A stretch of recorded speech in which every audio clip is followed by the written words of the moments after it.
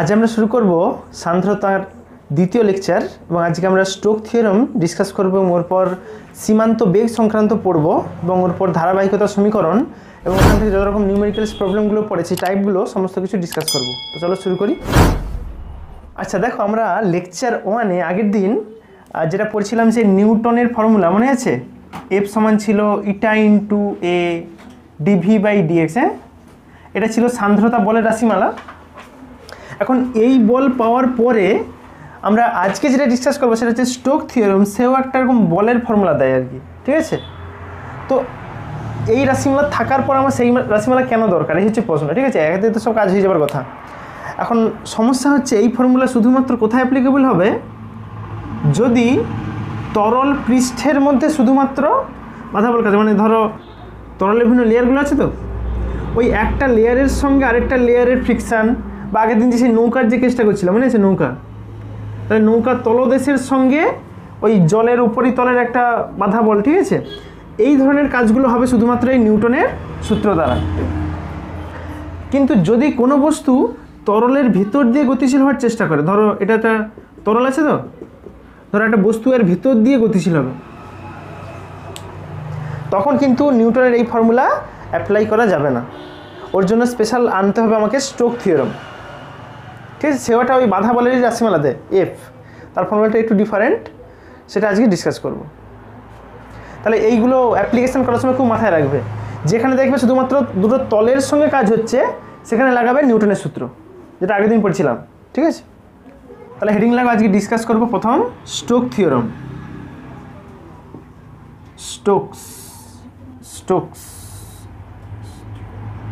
Stokes ল।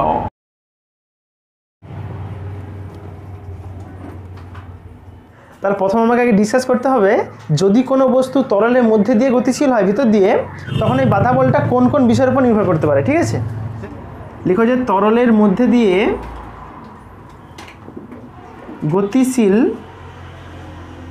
গতিশীল কোনো বস্তুর ওপর ক্রিয়াশীল বল নিম্নলিখিত বিষয়গুলির উপর নির্ভর করবে। নিম্নলিখিত বিষয়গুলির উপর নির্ভরশীল। কি কি হবে? প্রথম নম্বর তুমি বলতে পারো, দেখো তুমি যদি ছোট বস্তুকে ভিতর দিয়ে গতিশীল করো তাহলে নিশ্চয়ই বলটাও হবে কম। তার মানে বলতে পারি ব্যাসার্ধের সঙ্গে সমানুপাতিক হবে বলটা ওই বস্তুর সাইজের সঙ্গে। তাহলে এই যে বলটা হবে দিস ইজ প্রপোর্শনাল টু আর।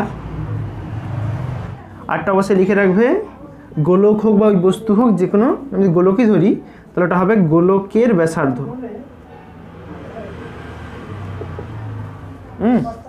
আচ্ছা, আবার বলো,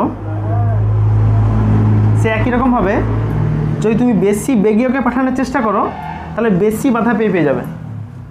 ধরো মেলায় প্রচুর ভিড় হচ্ছে, তুমি মেলার এপার থেকে ওপারে যাবে, যদি আস্তে আস্তে যাও তাহলে কী হবে, তুমি একটু সাইড করে একটু সময় করে যেতে পারো। যদি ভালো স্পিডে যাও ফাটিলিয়ে সবার সঙ্গে ধাক্কা খেয়ে যাবে, বেশি বাধা হবে, ঠিক তো। তার মানে বেগের সঙ্গে হবে বলটা সমানুপাতিক। ভিটা হচ্ছে হ্যাঁ গোলকের বা বস্তুর, এখানে গোলক ধরছি আমি, গোলকের বেগ। 3 নম্বর যেটা আসবে সেটা হচ্ছে মাধ্যমের সান্দ্রতাঙ্কের উপর। এফ ইজ প্রপোর্শনাল টু ইটা। সান্দ্রতাঙ্ক, যদি গুড় হয় মাধ্যম তাহলে স্পিড কেমন হবে, আর যদি জল হয় তাহলে স্পিড কেমন হবে, আলাদা হবে, ডিফারেন্ট, ঠিক আছে। নির্ভর করে সান্দ্রতাঙ্কের উপর। ইটাটা হচ্ছে মাধ্যমের সান্দ্রতাঙ্ক, মাধ্যমের সান্দ্রতাঙ্ক। এইরকম মোটামুটি আমি রাফলি একটা রিলেশান বলতে পারি, কিন্তু দেখো আমি অ্যাকুরেটভাবে বলতে পারি না যে এটা এক ঘাতের সঙ্গে সমানুপাতিক হবে। এটা স্কোয়ারের সঙ্গে সমানুপাতিক হতে পারে, ভির স্কোয়ারও হতে পারে, বা কিউব হতে পারে, যা খুশি হতে পারে। ইটার মাথায় কী থাকবে তাও জানি না, জাস্ট একটা আইডিয়া পেলাম যে ব্যাসার্ধের সঙ্গে একটা সম্পর্ক থাকবে, বেগের সঙ্গে একটা সম্পর্ক থাকবে, আর ইটার সঙ্গে সান্দ্রতাঙ্কের সঙ্গে একটা সম্পর্ক থাকবে। তাহলে আমাকে দেখতে হবে এবারে মাথায় মাথায় কত করে টার্ম বুঝবে, কোনটা স্কোয়ার হবে না সবগুলো এক থাকবে না কিউব পড়বে, কী হয় দেখতে হবে সেটা। তিনটাকে জুড়লে কি আছে দেখো, তাহলে এফ ইজ প্রপোর্শনাল টু আর ধরলাম ওর মাথায় আসবে এ, এর মান 1 2 3 4 যা খুশি হতে পারে, বা হাফও হতে পারে, ঠিক আছে, যা খুশি, V to the power B আর ইটা টু দি পাওয়ার সি। কেন আমি এবিসি আননোন তিনটা নাম্বার লিখছি? কারণ মাথায় কত বসবে আমি জানিনি, সেটা আমি ক্যালকুলেশন করবো এক্ষুনি, এবং করবো একদম সহজ পদ্ধতি। তোমরা সেই যে মাত্রা বিশ্লেষণ ছিল মনে আছে, সে নিয়ম ছিল ইকুয়েশনের এইদিকে যে মাত্রা থাকে এদিকের মাত্রা সেম হতে হয়, মনে পড়ে? সেই সেম লজিক লাগিয়ে এখানে কাজ করতে হবে তোমাকে। আচ্ছা, সমানুপাতিক তুলে ধ্রুবক আসবে এখানে, তাহলে এফ সমান আসবে something K constant R A V B eta C. তাহলে লিখো আবার মাত্রা বিশ্লেষণ করে পাই ইউজিং ডাইমেনশনাল অ্যানালাইসিস, মাত্রা বিশ্লেষণের মাধ্যমে, বলো এদিকে এফ আছে মানে বলের মাত্রা বুঝবে। বলের মাত্রা কি ছিল? এম এল টি মাইনাস 2, ঠিক তো? আচ্ছা, এইদিকে দেখো কে তো সামথিং ধ্রুবক আর মাত্রা ফাত্রা নেই বাধ্য, সমান আর আছে, আর মানে লেন্থের হয়, তাহলে লেন্থ মাথায় কিন্তু এ আছে, ঠিক আছে? তাই এলে মানে এ কত হবে আমি জানিনি। ভি আছে, ভি মানে কত হয়? L T minus 1 whole to the power b. Eta আছে, ইটার মাত্রা কত হয়? M L minus 1 T minus 1 whole to the power c. আমার কাজ হবে আমি এদিকের মাত্রার সঙ্গে এদিকের মাত্রাগুলো কম্পেয়ার করব, করলে আমি এবিসির মান পেয়ে যাবো এখান থেকে, আননোন যে টার্ম টেনে ধরছিলাম তার মান পেয়ে যাবো। এমগুলাকে একসঙ্গে রাখো এখানে, এলগুলাকে একসঙ্গে, টিগুলাকে একসঙ্গে, তাহলে হয়ে যাবে। দেখো এখানে আছে এম এর মাথায় কিছু না, মানে কি 1 আছে, তো এল এর মাথাতেও 1 আছে, এল এর মাথায় 1 আছে, টির মাথায় আছে -2। আচ্ছা, এদিকটা দেখো এম আছে এই একটাই, দেখছো? আর কোথাও এম নেই, তাহলে এটা হবে M to the power C হবে, যে সি ছিল এটা এখানে মাথায় সি মানে কি সবার উপরে সি আছে, তাহলে একটা এম সি লিখে দিছি। এবার এল এর উপর, এল দেখো এখানে একটা আছে, এথা একটা, এথা একটা, তিনটা, তাহলে এল লিখো, মাথায় এখানে আছে এ, এখানে আছে বি প্লাস বি, এখানে বাকি ক্যালকুলেশন এখানে দেখিয়ে দিচ্ছি। এই ব্যাপারটা ছিল এখানে আমি এলগুলোকে সব একসঙ্গে করব। এল আছে, আচ্ছা এম একটা ছিল, এম শুধু সি ছিল মাথাতে, এল তিনটে ছিল, এখানে একটা, এখানে একটা, এখানে একটা, তাহলে এল এর মাথায় আসবে এ প্লাস বি, আর এখানে -1 ছিল মানে মাইনাস সি আসবে, এইভাবে সিম্পল। আর ওর উপর পড়ে আছে টি পার্টটা, টি পার্ট দেখো দুটো আছে, এখানে একটা, এখানে একটা, তাহলে আসবে টি টু দি পাওয়ার, এটা আসবে মাইনাস বি, কারণ -1 ইন্টু বি মানে মাইনাস বি আসবে, আর এখানে আসবে মাইনাস সি, এইটা। তো সিম্পলি আমি দুদিকের মাত্রাকে জাস্ট কম্পেয়ার করব, করলে আমার সমস্ত কাজগুলো হয়ে যাবে। এখানে দেখো এম এর মাথাতে সি আছে, আর এইদিকে এম এর মাথাতে দেখো সিম্পলি 1 আছে, কিছু নেই মানে 1 আছে, এখানে 1 আছে, কারণ আমি পাচ্ছি এখান থেকে দুদিকে কম্পেয়ার করে সির মান হবে 1। আবার এইদিকে এল এর মাথায় কি আছে? এ প্লাস বি মাইনাস সি, এদিকে এল এর মাথায় কত আছে? 1 আছে, তার মানে ওই পুরোটা হবে 1। এটা খুব সহজে বলা যায়। এটা আছে মাইনাস বি মাইনাস সি, ওটার মান আছে দেখো -2 এখানে, তাহলে এইটার মান হবে অ্যাকচুয়ালি -2। আমি যে কাজটা করেছি, এম এর সঙ্গে এম এর, এল এর সঙ্গে এল এর, টির সঙ্গে টির কম্পেয়ার করে সেখান থেকে কিছু ভ্যালু পেয়েছি, এখানে মান বসালে অনেক কিছু পেয়ে যাবো আমি। যেমন প্রথমেই সির মান আমি 1 পেয়ে গেছি, তাহলে এই জায়গায় সির মান বসিয়ে বির মান পেয়ে যাবো আমি, তাহলে -b সমান আসবে -2, ওটা দিকে গেলে প্লাস হয়ে যাবে +1, দ্যাট ইজ বির মানও আসবে 1। তাহলে সির মানও পেলাম 1, বির মানও পেলাম 1, সির মান আর বির মান বসিয়ে দিলে এর মান পেয়ে যাবো 1 1 বসিয়ে দিলে 1 মানে +1 -1 করে 0 হয়ে যাবে, তাহলে এর মান হবে আবার সেই 1। তাহলে দেখা গেল তিনটেরই মান 1 করে আসছে। তাহলে আমার এই যে রাশিমালাটা আসছিল এফ সমান k into r to the power a v to the power b এটা তো সি, ওই এ বি সি তিনটেরই মান 1 করে হবে। সো ফাইনালি তুমি লিখতে পারো এভাবে, এফ সমান সামথিং কে কনস্ট্যান্ট আর ভি ইটা। এটা আসবে স্টোক ল অনুসারে তার সান্দ্রতা বলের রাশিমালা এইটা। এবারে এক্সপেরিমেন্টালি দেখা গেছে, ফ্রম এক্সপেরিমেন্ট থেকে দেখা যাচ্ছে যে কে যে কনস্ট্যান্ট আসছিল সামথিং কনস্ট্যান্ট, ওই কের মানটা আসে 6 পাই। তো সিম্পলি ওই জায়গায় মানক সালে তুমি এফ এর মানটা পাবে, সান্দ্রতা বলের রাশিমালাতে পাবে 6 পাই ইটা আর ভি। এই ফর্মুলা আমাদের বহু জায়গাতে নিউমেরিক্যালস প্রবলেমের ক্ষেত্রে এই সান্দ্রতা বল বের করার কাজে লাগবে এই ফর্মুলা। অবশ্যই এই ফর্মুলার অনেক লিমিটেশনও আছে, যেমন এই ফর্মুলা শুধুমাত্র অ্যাপ্লাই করা যাবে শুধুমাত্র যদি ক্ষুদ্র বস্তু হয়। ক্ষুদ্র বস্তু মানে ধরো কোনো জলকণা উপরের থেকে নিচের দিকে পড়তেছে বায়ুমণ্ডলের মধ্যে দিয়ে, এরকম কোনো ক্ষুদ্র বস্তুর ক্ষেত্রেই এই স্টোক থিওরেম অ্যাপ্লিকেবল হবে। অবশ্যই এটা হচ্ছে ক্ষুদ্র বস্তুর ক্ষেত্রে, ক্ষুদ্র বস্তুর ক্ষেত্রে প্রযোজ্য। তাহলে এই ছিল মোটামুটি আমাদের স্টোক থিওরেম। এবার আমরা ওর নেক্সট পার্ট অর্থাৎ সীমান্ত বেগ সম্পর্কে ডিসকাস করব। আমরা ডিসকাস করছি সীমান্ত বেগ সম্পর্কে, অর্থাৎ যেটা হচ্ছে টার্মিনাল ভেলোসিটি। এটা কি হয়, যখন তুমি কোনো বস্তুকে উপর থেকে ছেড়ে দিবে আস্তে আস্তে করে তার বেগ বাড়তে বাড়তে একটা সময় এমন একটা বেগে পৌঁছাবে যার পর আর বেগ বাড়বে না, সারা রাস্তা সেই বেগেই নিচের দিকে পড়বে। সেই পার্টিকুলার বেগটাকে বলা হয় সীমান্ত বেগ। কেন এমনটা হয়? কারণ আমরা জানি যদি কোনো বস্তুকে আমি প্রথমে যদি ছাড়ি জাস্ট সেই পয়েন্টে, তাহলে তখন তার বেগ জিরো, আর বেগ জিরো মানে সেই অবস্থায় তার সান্দ্রতা বল হবে জিরো। তখন উপর দিকে শুধু কাজ করতেছে ইউ, নিচের দিকে আছে এমজি। এখানে অবশ্যই এমজিটা অনেক বেশি বড় হবে ফ্রম ইউ বা ইউ প্লাস এফ ভি প্রথম দিকে, ঠিক আছে?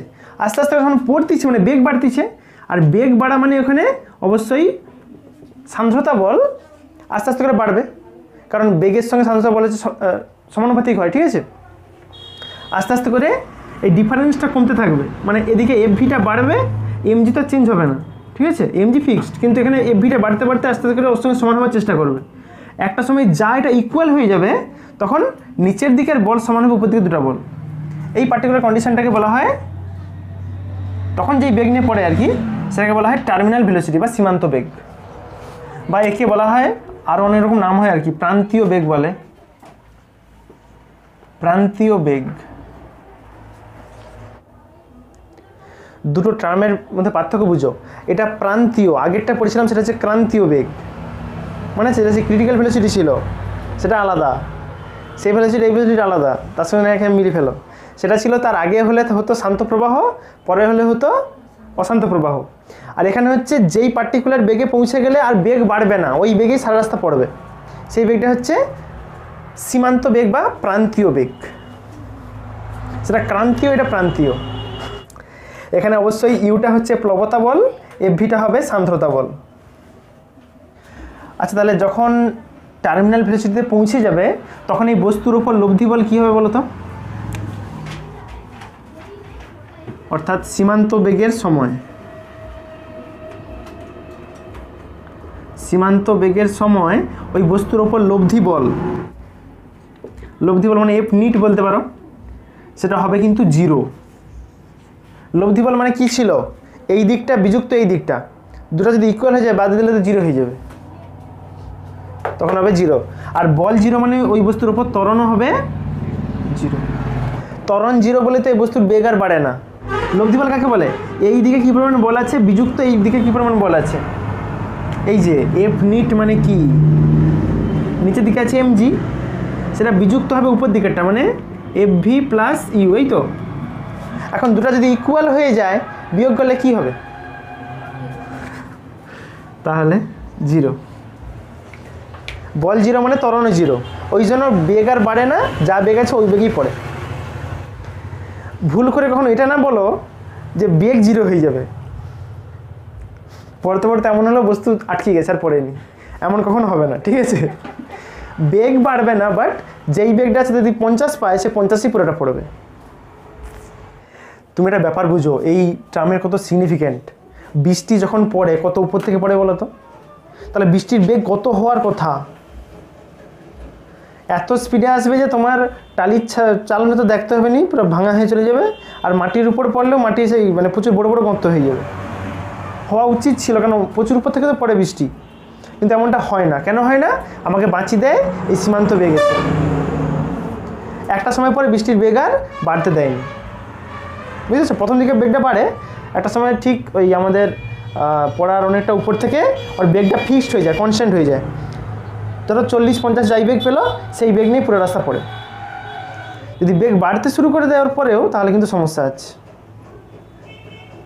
এই জন্য দেখবে সিল বৃষ্টি মাঝে মাঝে হয়ে যায়, এবং সিলার বেগ হচ্ছে বৃষ্টির থেকে অনেক বেশি হয়। কারণ কি? কারণ তার হচ্ছে নিচের দিকের বলটা এমজিটা অনেক বেশি, এম বেশি মানে এমজি বেশি, ঠিক আছে? ওই জন্য ওই শিলা বৃষ্টি হলে তখন আটকানোর চাপ আছে। ছোটোখাটো বস্তু হলে কি তার নিচের দিকের বল কম, তাকে নিচের দিক উপর দিক সমান করে দেওয়া অনেক সুবিধা হবে।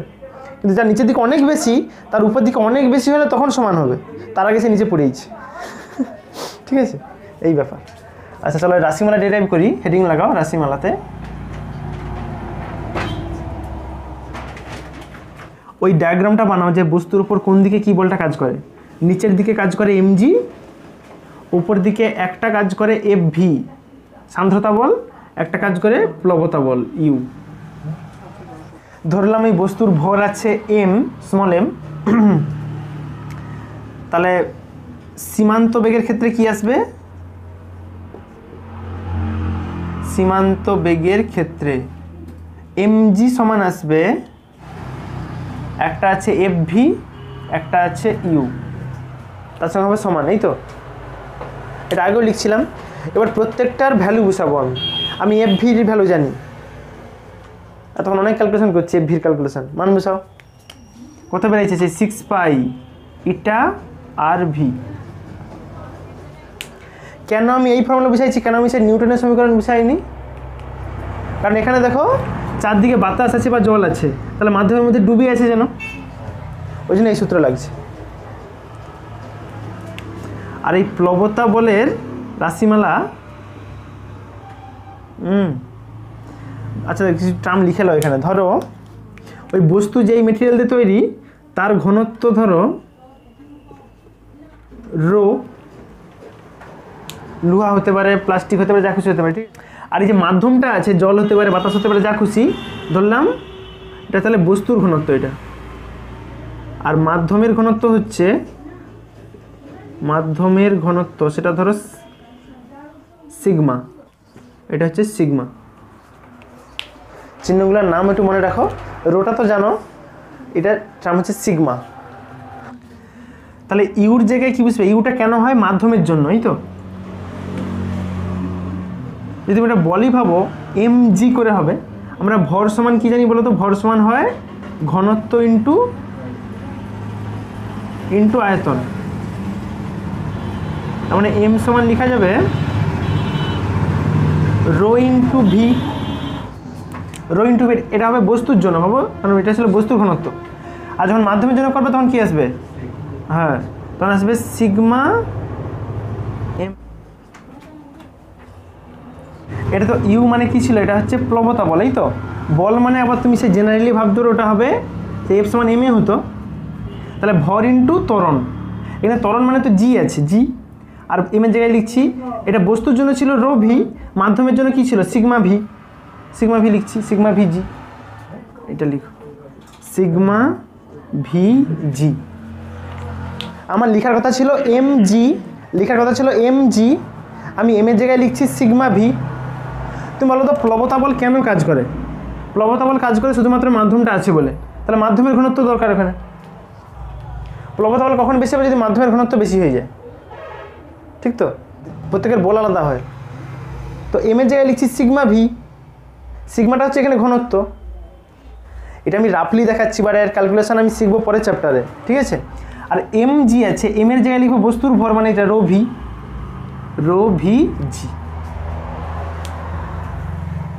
এখানে ভি ফর আয়তন ক্যাপিটাল ভি, আর স্মল ভি ফর ভেলোসিটি। ঘনত্ব ইন্টু আয়তন মানে ভর, ভর ইন্টু ত্বরণ মানে বল। তো লিখছি এখান থেকে আমার সিম্পলি কাজ হবে, আমি রাশিমালা বের করবো কার? সীমান্ত বেগ। তার মানে এই ভিটা বেরাবে, সীমান্ত বেগ মানে তখন ওটা ভি ফর, ভিটা চেঞ্জ হয়ে ভিটি হয়ে যাবে। ভি তো আস্তে আস্তে বাড়বে, একটা সময় গিয়ে সমান হবে। যখন সমান হবে তখন এই স্মল ভিটাই হয়ে যাবে টার্মিনাল ভেলোসিটি ভিটি। তাহলে ভি জায়গায় লিখতে পারো ভিটি, এখান থেকে ভিটির মান বের করো। তাহলে এটাকে দিকে পাঠাও, এটাকে দিকে পাঠাও, তাহলে হবে 6 পাই ইটা আর ভিটি সমান রো ভিজি মাইনাস সিগমা ভিজি। তাহলে এখান থেকে ভিটির মান কি আছে দেখো, ভিটির মান আসবে, তুমি ভিজি ভিজি কমন নিতে পারো, যেটা কমন যায় কমন নিলে এখানে ভিজি কমন যাবে, ভিজি কমন নিলে থাকবে রো মাইনাস সিগমা, আর নিচে হচ্ছে এই বাদবাকি টার্মটা নামিয়ে দেওয়ার নিচে হবে 6 পাই ইটা। এবার যেহেতু আমি এটা একটা স্ফেরিক্যাল শেপ ধরে নিয়েছি, তাহলে ওর আয়তন কি হবে, স্ফিয়ারের আয়তন 4/3 পাই আর কিউব। লেখা স্মল আর ছিল এখানে, তাহলে স্মল আর কিউব দাও আর কিউব, এই ভির জায়গায় এই মানটা বসাও, অনেক কিছু কেটে যাবে বসালে। দেখো হবে 4/3 pi r cube into g rho minus v, sorry rho minus sigma by 6 pi eta r. নিচের 8টা কেটে যাবে, পাই পাই কেটে যাবে, 6টা কাটবে 2 দিয়ে, নিচেটা 3 নামবে, একটা 3 নামবে, এটা 2 3 6 হয়, 3 থেকে 9 হবে, নিচে 2 এর 9 আসবে একদম, 2 এর 9 r square g rho minus sigma by eta. এটাই হচ্ছে সীমান্ত বেগ টার্মিনাল ভেলোসিটির রাশিমালা।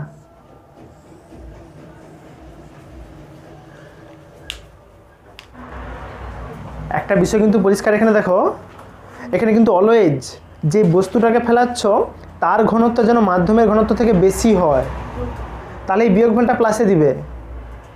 বুঝেছো কি বলছি? যদি ধরো লোহার বল জলে ফেলাচ্ছ তাহলে ঠিক আছে, লোহার ঘনত্ব জলের থেকে অনেক বেশি, তাহলে বিয়োগফলে বিয়োগফল প্লাসে দিবে। যদি এমনটা হয় ধরো বাতাসের বুদবুদ জলের ভিতরে, তাহলে কিন্তু উত্তর দিবে মাইনাস, তারপরে তখন ডিরেকশনটা হবে উপর দিকে, উল্টা দিকে। বেগ এই দিকে পড়লে যদি প্লাসে হয়, এদিকে গেলে তো মাইনাসে বোঝায়, তাহলে এই দিক থেকে এদিকে পড়বে যদি এদিকের ভ্যালুটা প্লাসে হয়। যদি এই ভ্যালু মাইনাস হয়ে যায় তাহলে ভাববে ওর ডিরেকশনই চেঞ্জ হয়ে যাবে, বস্তু আর নিচে পড়বে নি, বেঁকে পাল যাবে। যেমন কার ক্ষেত্রে হয়, নিচের বাতাস ফাতাস যদি জলের ভিতর দিয়ে বেরোয়, কারণ বাতাসের ঘনত্ব কম আছে, জলের ঘনত্ব বেশি, তাহলে বিয়োগফল মাইনাসে হবে। এ মাইনাস মানে এদিকে পড়ার বস্তু এদিকে যাবে। এবারে এগুলো জাস্ট কিছু সিগনিফিকেন্ট ব্যাপার আর কি, আমি বলে দিচ্ছি গল্পের মতো, জাস্ট আর কিছু বলার নেই এখানে। তাহলে তুমি যদি গ্রাফিক্যাল রিপ্রেজেন্ট করো আর কি, যে একটা বস্তু এই উপর থেকে ফেলাচ্ছি, আস্তে আস্তে বেগ বাড়তে বাড়তে একটা সময় একটা স্টেডি বেগ নিয়ে নিচে দিকে পড়বে, ওর গ্রাফিক্যাল রিপ্রেজেন্ট কীরকম হবে একটু এখানটা ছোটো করে দেখিয়ে দিয়ে দেখো। এখানটা আমি এই দিক বরাবর রাখি বেগ ভি, এই দিক বরাবর রাখি দূরত্ব বা সময়, এদিক বরাবর সময় টাইম। প্রথম দিকে কী হবে, বেগ বাড়ার কথা, তার প্রথম দিকে বেগ বাড়বে, একটা সময় পর কী হবে, স্টেডি হয়ে যাবে, মানে পরে স্ট্রেট লাইন হয়ে যাবে। তার মানে একটা পার্টিকুলার বেগে দেখো ফিক্সড হয়ে গেছে, এই বেগটাই হচ্ছে সীমান্ত বেগ, একে বলা হয় ভিটি। যা সেই বেগে পৌঁছে গেছে, তারপর সময় বাড়লেও বেগ আর বাড়েনি, বুঝতে পারছো, বেগ ওই ফিক্সড হয়ে গেছে।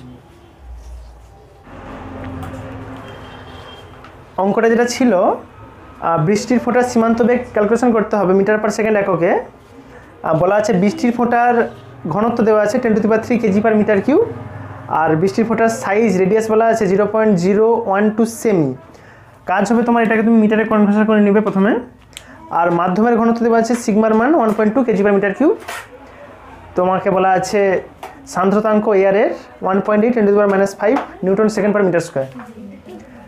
বের করতে বলছে তোমাকে বেগ ভিটির ফর্মুলা, ভিটির ফর্মুলা আমরা এখন ক্যালকুলেশন করছিলাম, ছিল 2 এর 9 r square g sigma rho minus sigma by eta ছিল। এটাকে সেমি থেকে মিটারে করে নিতে হবে প্রথমে তোমাকে, তাহলে এটা আসবে 2 × 10⁻⁻⁴ মিটার। সেমি থেকে মিটার মানে 100 দিয়ে করতে হতো ভাগ, ঠিক আছে, আগে থেকে পিছিয়ে ছিল, -4 পড়ে গেছে মাথায়। সব মোটামুটি মান বসালে তুমি এর উত্তর পাবে, উত্তর আসবে তোমরা হিসাব করলে পাবে 5 মিটার পার সেকেন্ড অ্যাপ্রক্সিমেটলি আর কি এটা আসবে। তাহলে সঠিক হবে অপশন বি, যেটা আছে 5 মিটার পার সেকেন্ডে।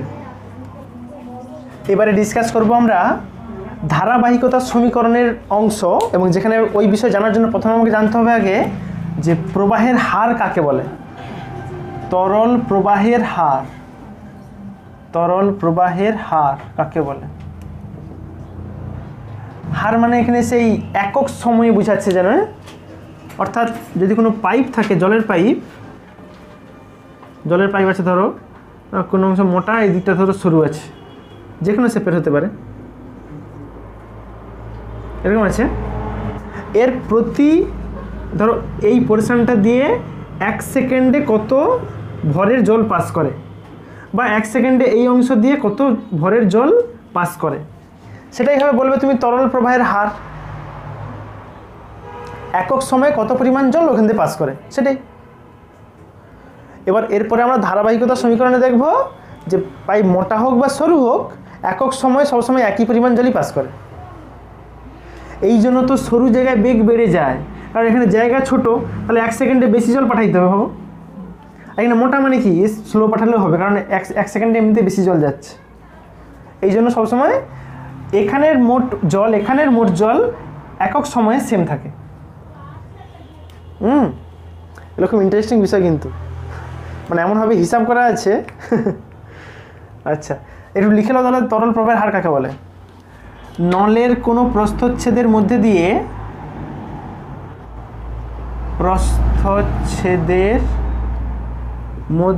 দিয়ে একক সময়ে যে আয়তনের তরল প্রবাহিত হয় তাকেই বলবে তরল প্রবাহের হার। তাকে তরল প্রবাহের হার বলে, তরল প্রবাহের হার বলে। এবার আমরা পড়ব ধারাবাহিকতার সমীকরণ। ধারাবাহিকতার সমীকরণ, ইকুয়েশন অফ কন্টিনিউটি। ধারাবাহিকতা মানে দেখবে কিছু বাচ্চা আছে তারা সারা বছর একটা রেগুলার পড়াশোনা করে, রেগুলার বেসিস, অর্থাৎ ধারাবাহিক ব্যাপার যাকে বলে। মানে সে জানে যে আমার 1 সপ্তাহের মধ্যে এই 3টা চ্যাপ্টার রিভাইজ করতে হবে, এটা তার মাথার মধ্যে ফিক্সড।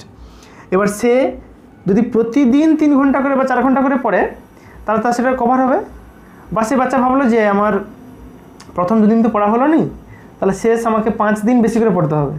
মেন সে হচ্ছে প্রতি সপ্তাহের পড়া সপ্তাহে মিটিয়ে নিতে চায়, এই ধরনের বাচ্চা, যেটা রেয়ার। ঠিক আছে, একদম সেম এখানে ধারাবাহিকতা সমীকরণ মানে ধারাবাহিক ব্যাপার, অর্থাৎ এখানে একক সময় যেই পরিমাণ জল পাস করে, এখানেও একক সময় সেই পরিমাণ জলই পাস করবে। এখানে স্পিডে বেশি, এখানে স্পিড কম, বুঝতে পারছো? অর্থাৎ যখন দেখতে তুমি দিন কম পড়া বেশি, তখন তোমাকে স্পিড বাড়াইতে হবে পড়া কমপ্লিট করার জন্য। ঠিক আছে, একদম সেম। আচ্ছা ধরো তাহলে দুটো যে এরিয়া আছে, ধরো এই এরিয়াটা আছে ধরো A1, এই ক্ষেত্রফলটা ধরি আমি, এখান দিয়ে যে জলটা যাচ্ছে এদিকে ধরো V1 বেগে যাচ্ছে, এখানের ক্ষেত্রফলটা আছে ধরো এইটার ক্ষেত্রফল আছে α1। আমি কেন আলফা ধরছি, কারণ আমি এই যে পাইপের যে অংশটা নিচ্ছি, ধরি এই বিন্দুর নাম দিলাম A, এই বিন্দুর নাম দিলাম B। এর একটা ক্রস সেকশন আছে, বির একটা ক্রস সেকশন আছে। এখানে জলের স্পিড আলাদা হবে ডেফিনেটলি, এখানে জলের স্পিড ধরো আছে V2, আর এখানে ক্ষেত্রফল আছে ধরো এই অংশের ক্ষেত্রফলটা আছে α2।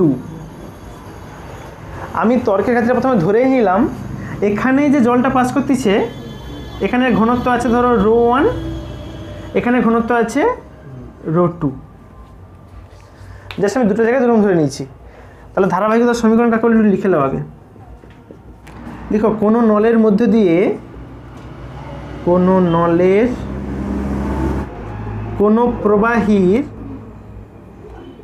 কোনো প্রবাহীর ধারারেখ প্রবাহ,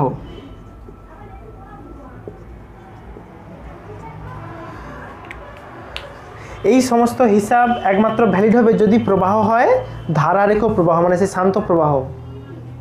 বুঝতে পারছো? অশান্ত হয়ে গেলে আর হিসাব মিলবে না। ধারারেখ প্রবাহ বজায় থাকলে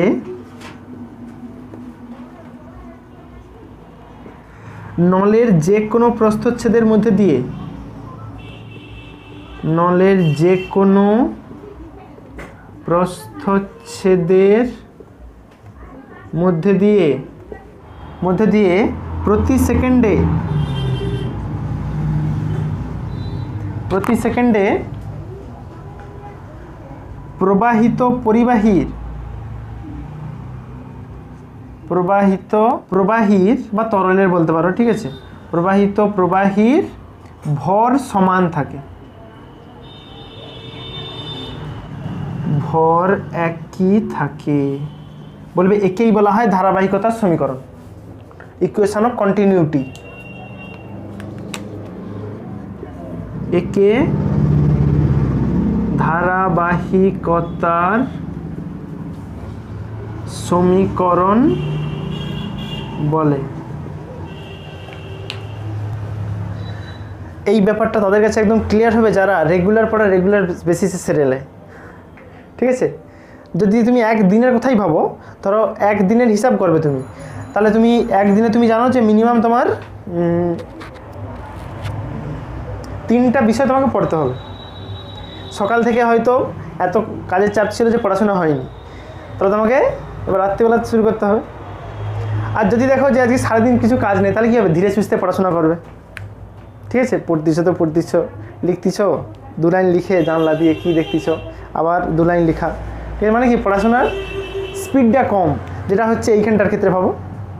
এ জানে যে আমার অ্যাভেলেবল স্পেস আছে, জল যাচ্ছে তো যাচ্ছে, আর এ জানে যে আমার জায়গা ছোটো, তাহলে আমাকে কম সময় বেশি পাস করে দিতে হবে, ঠিক আছে, তবে হিসাব মেনটেন হবে। তবে একে বলে, আচ্ছা তাহলে একক সময়ে এই জায়গাতে মোট কত পরিমাণ জল পাস করতেছে সেটা দেখো।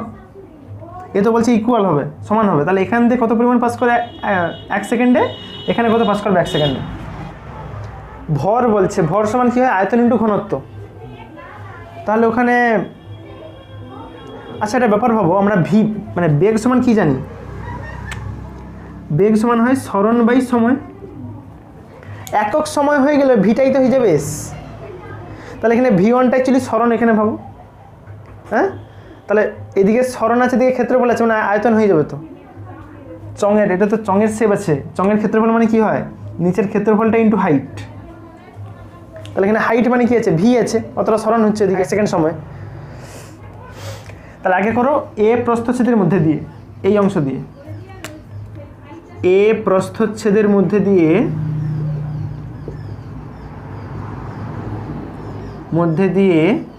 1 সেকেন্ডে প্রবাহিত তরলের বা প্রবাহীর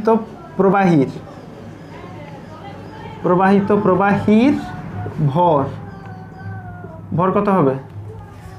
ভর মানে কি হয়, আয়তন ইন্টু ঘনত্ব। আয়তন মানে কি, ক্ষেত্রফল ইন্টু ভি, মানে α1 V1, α1 V1 ইন্টু ঘনত্ব আছে কি ρ1, এখানে ইন্টু ρ1। এটা একটু বুঝার আছে কিছু, হ্যাঁ, আমি কেন ভির জায়গায় এটা লিখতে পারলাম, এখনই বললাম যেটা, যখন T1 হয়ে যাবে তখন ভিটাই তো হয়ে যাবে এস, সরণ। আর ক্ষেত্রফলের সূত্র কি হয়, মানে আয়তনের সূত্র না, আয়তন দরকার, আয়তন সমান হয় ক্ষেত্রফল মানে যেটা আছে α1 ইন্টু সরণ মানে এস, এখন এসের জায়গায় ভি বুঝছো ওখানে, ওইখানে ভির জায়গায় লিখছি α1 V1 আর ঘনত্ব ছিল ρ1। তাহলে একই রকমভাবে বির কত হবে, সেম লাগাও, বির জন্য কত হবে, সেটা হবে α2 V2 √2।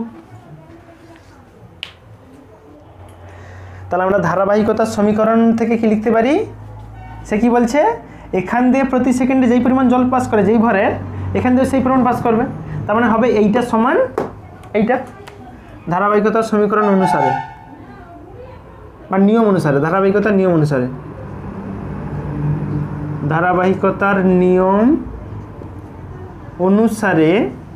আমি বলতে পারি α1 V1 ρ1 সমান α2 V2 √2। এইবার একটা বিষয় বলো তো, আমি যদি এখান দিয়ে জল পাঠাই, জলের যে ঘনত্ব, এখানে যে কি তেল হয়ে যাবে? জল পাঠাইলে তো জলই যাবে, তাহলে এখানে যা ঘনত্ব এখানেও ঘনত্ব তো সেম, তার মানে ρ1 ρ2 সেম হয়ে কেটে যাবে। অবশ্যই লিখে রাখবে যেহেতু ρ1 সমান ρ2, কারণ এ কোনো ম্যাজিক টিউব নয় জল দিলে তেল বেরায়। राहुल गांधी, हम ऐसा मशीन बनाएंगे एक धार से आलू घुसेंगे दूसरे धार से सोना निकलेगा, এমন তো নয়, ঠিক আছে? তাহলে এখানে দেখো আসবে α1 v1 সমান α2 v2। এটা মনে আছে সে কি ছিল, যেমন হতো p1 v1 সমান p2 v2 মানে pv সমান ধ্রুবক, তাহলে এখানে আসবে আলফা v সমান ধ্রুবক, তাহলে পাচ্ছ অতএব আলফা ইন্টু ভি সমান ধ্রুবক কনস্ট্যান্ট। এই দুটোই হচ্ছে ধারাবাহিকতার সমীকরণ নামে পরিচিত, ঠিক আছে? ধারাবাহিকতার সমীকরণ, ধারাবাহিকতার সমীকরণ। ব্যাস এই মোটামুটি ব্যাপার ছিল। একটা ছোট্ট অ্যাপ্লিকেশন করো, একদম একটা পাইপ আছে, ধরো এইভাবে শেপটা আছে,